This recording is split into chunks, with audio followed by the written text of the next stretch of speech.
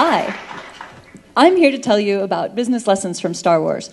Business is getting so complex these days. There are finance issues you have to worry about and managing your people. So let's start with a couple management examples. Let's say you have the opportunity to hire a couple droids. And that R2-D2 droid, he can hack the Death Star main computer. That's pretty cool.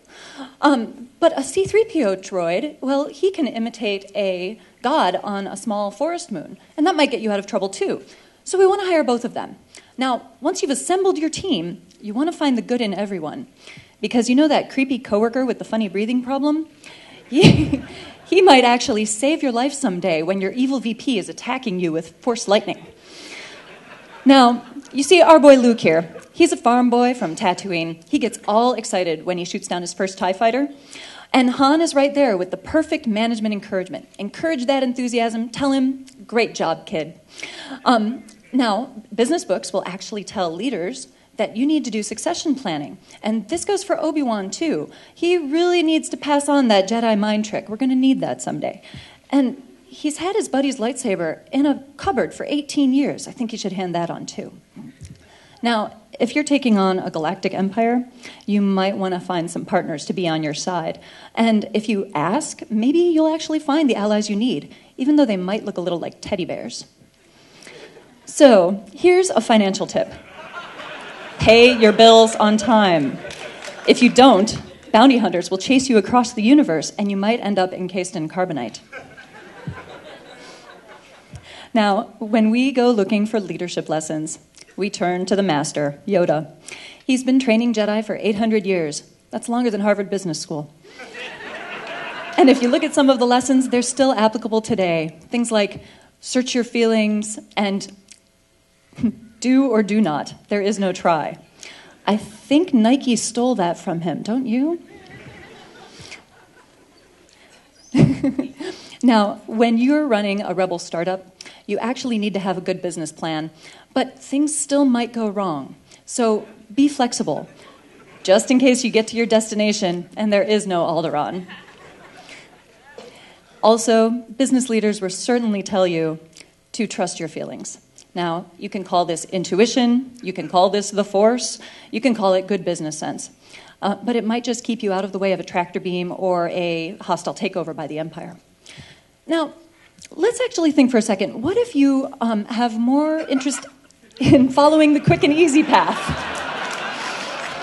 I've actually worked at 2 evil empires. You see their logos down there? Star Wars has some tips for the aspiring evil empire also. Evil empires might get some flack from those little rebels saying, the more you squeeze your fist, the more systems will slip through your fingers. But I think a demonstration of power, blow up a planet or two, they might pay attention. Also, an evil empire thrives on keeping control. And there's no better way to control employees than a dress code. This tells employees that they are replaceable and their best job is to die for their empire. Now, also, in the Imperial Starfleet, you will see that every Star Destroyer has the pit. This is the Star Wars equivalent of cubicle hell. You can see that we can tell exactly what the minions are doing, and we can tell if they're browsing Facebook. Now, also, the Empire has a zero-tolerance policy for failure.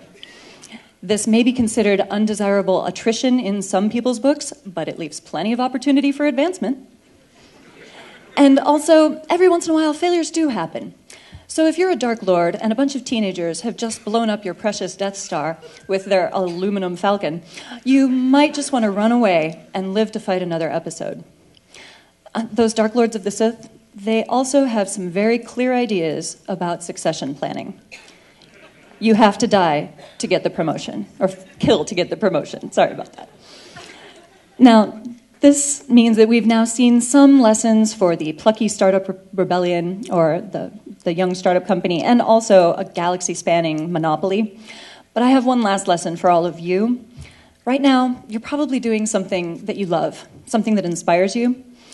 When you share that with other people, you inspire them too. And I call that making magic. A business book might call it Pursue Big Goals, but I like the way I say it because these movies are still magic for me. And I hope this talk was magical for you. Thank you very much. and may the force be with you.